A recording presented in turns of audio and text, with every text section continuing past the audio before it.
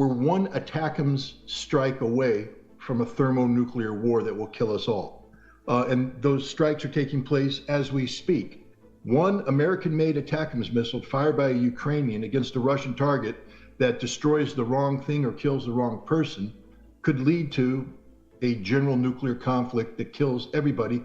And that strike could take place as we're speaking, George. We may not finish this interview. I think we will. I hope we will. But the reality is, in the world we live in today, we may not. And there's silence, deafening silence here in the United States by a population that's been lulled into complacency through the poison of Russophobia, where they are trained by the media, by the government, to treat everything about the Russians at face value being negative, negative, negative. They are the enemy. They are not the enemy. And the reason why I do travel to Russia as frequently as I do, and I do the tasks that I do, isn't to support the Russians. I like the Russians. I think they're great people. I like to be friends with them. But I'm not doing this for Russia.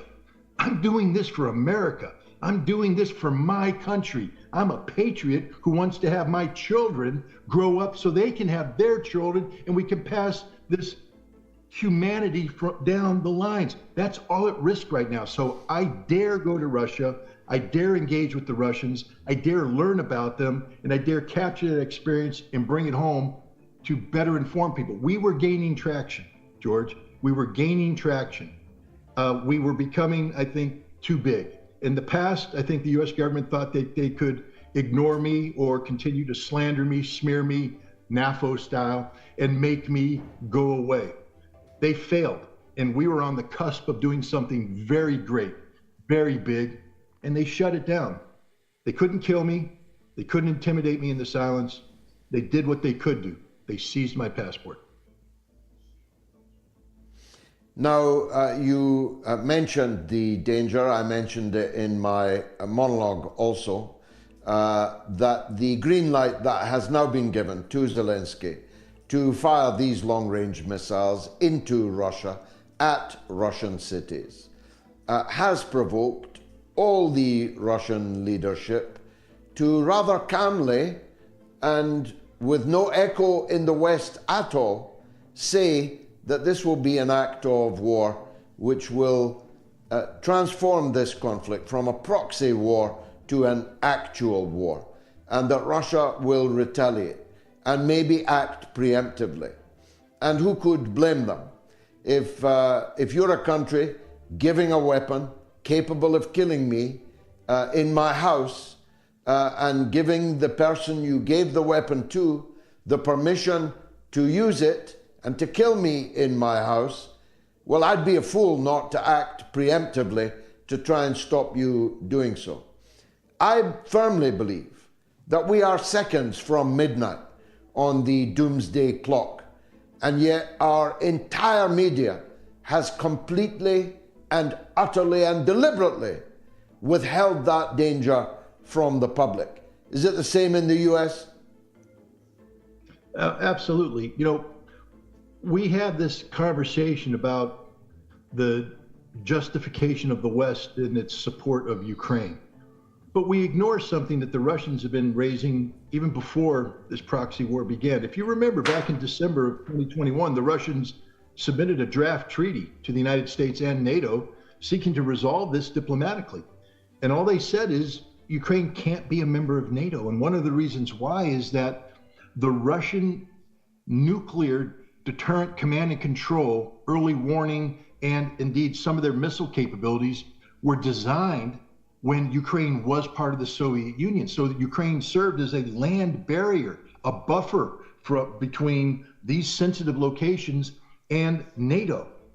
Now, if Ukraine becomes a member of NATO and NATO moves long-range missiles onto Ukrainian soil, this critical infrastructure is exposed to preemptive first strike. And this is exactly what has happened. The United States promised, Joe Biden promised Vladimir Putin that there would never be American missiles on Ukrainian soil. There would never be Ukrainian missiles on Ukrainian soil, or American missiles. He lied through his teeth. Now we have ATACMS missiles targeted by Americans. Ukraine cannot target these missiles. They lack the technical capacity to collect the data and program the missiles. We pick the targets. We target the missiles. All the Ukrainians do is push the button. America is at war with Russia right now, and the American people don't understand it, don't understand the reality or the consequences. Russia will retaliate. Let's just pray that Russia continues to have the maturity to avoid this escalating into a general nuclear war. But if it does, hopefully the last thought through people's minds will be, besides, oh, damn, well, it's our fault, because it is our fault. This is a war that we in the West have thrust upon ourselves. As Vladimir Putin once said, when there's a nuclear war, everybody will die, but the Russians will go to heaven as martyrs. The West will go to hell as those who started this conflict. Well, we've made it this far into the interview. Let's hope we can conclude it finally with my asking you about the northern front, Israel's northern front, Lebanon's southern front. They have been escalating for some weeks now. There's been 8 months of attrition, but the escalation is obvious, setting each other's countrysides on fire.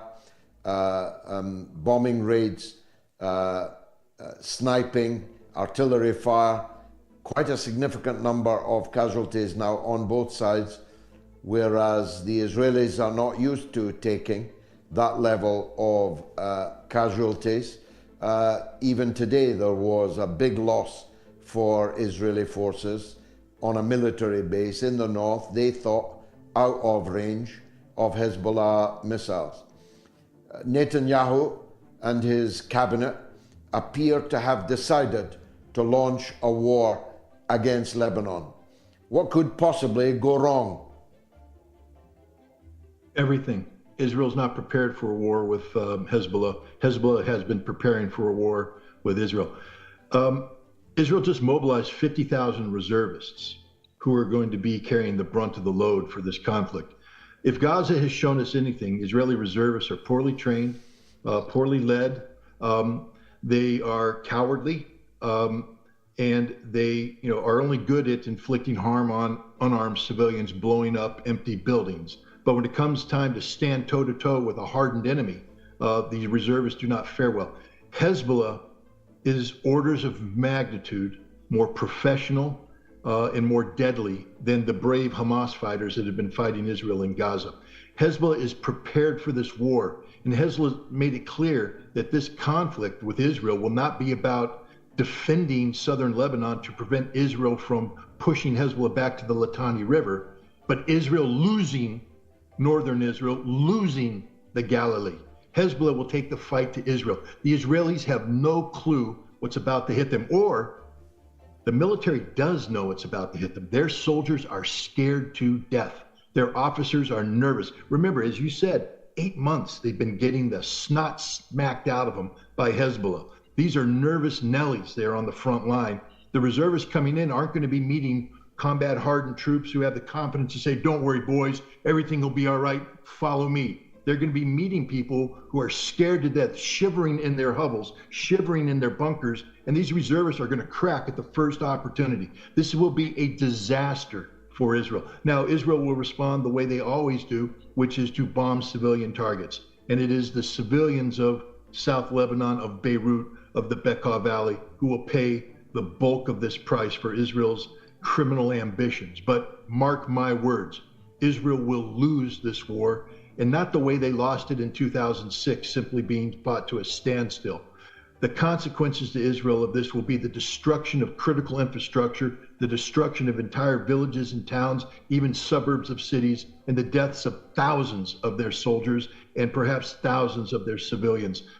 This is a catastrophe that doesn't have to happen, but Benjamin Netanyahu cannot stay in power without Israel being at war.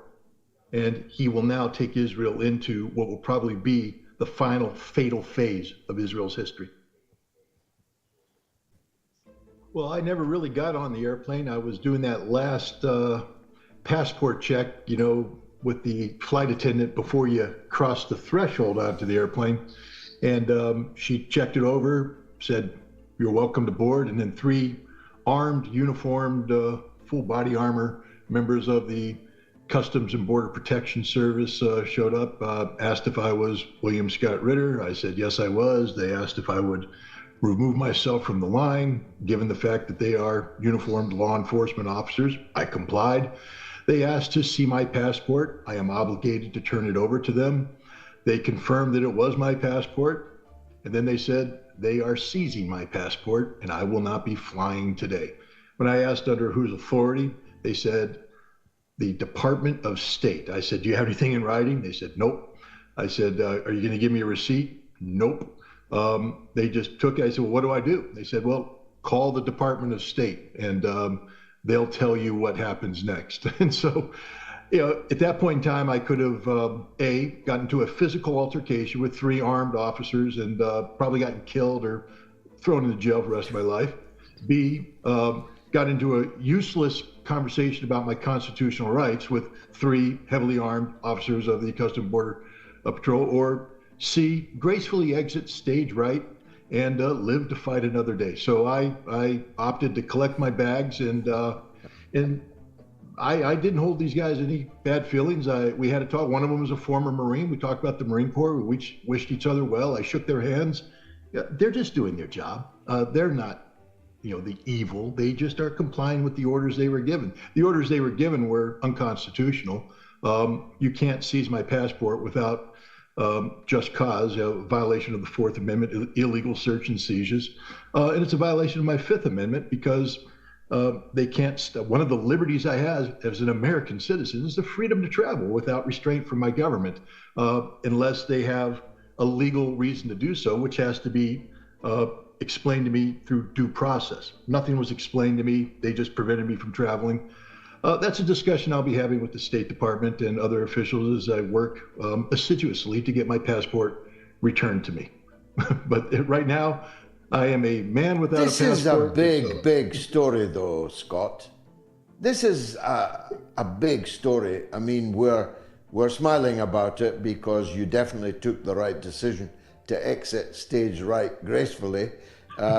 We all need you alive and kicking, even if it's only on screen. But this is a massive story that a figure of world renown such as you has had their passport taken and forbidden to travel without any documentation, without any court order, just on the presumably verbal fiat of an American government official. That must be a lawsuit of considerable proportions, no? I've been told it is,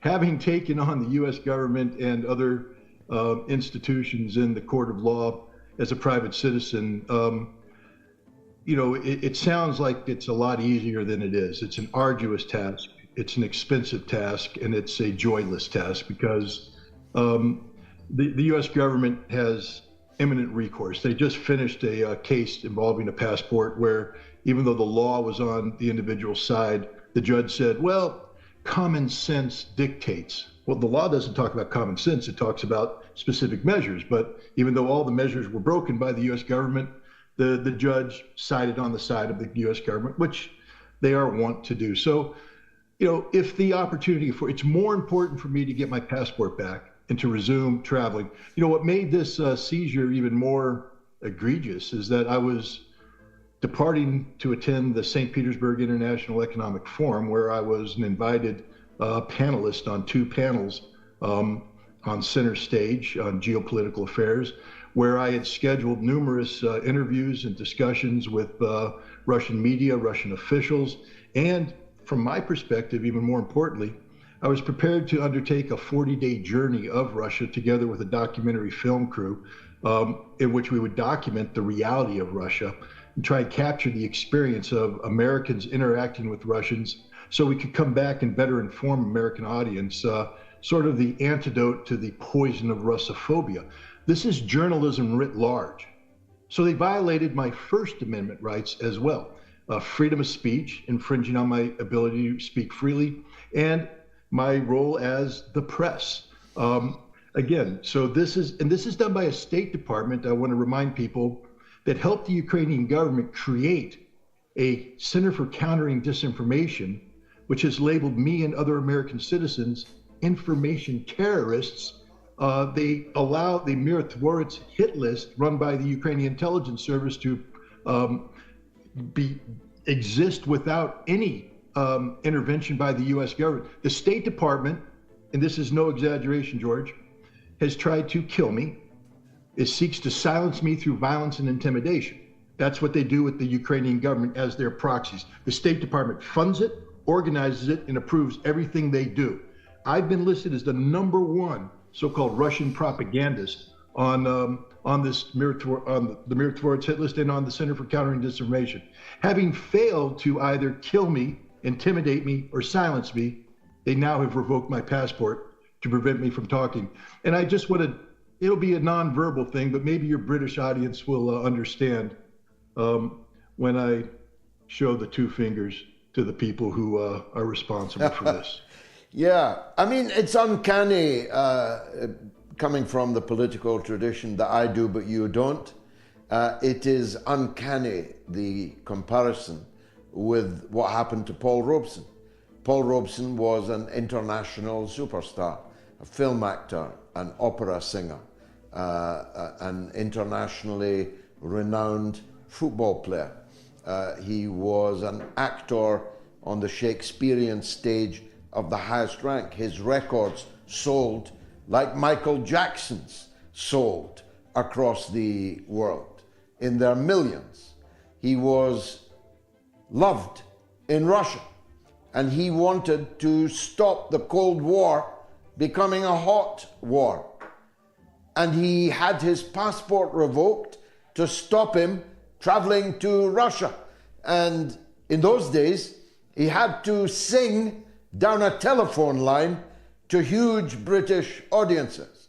Thanks to new technology, we can still see you and talk to you anytime you're gracious enough to give us the time to do so. But it is an uncanny comparison, isn't it? It is, and I mean, I will never put myself on the level of Mr. Robeson and people of that caliber. I'm just a simple Marine doing a simple job. But the consequences of what I'm trying to do, I too am trying to stop a nuclear war by promoting not just disarmament. I have a background as a weapons inspector. I might be one of the few people alive today who has actually participated in the destruction of Soviet nuclear weapons and facilitating the elimination of American nuclear weapons back when we gave a damn about arms control, excuse my language. And today we're on the cusp, as I said recently on another show,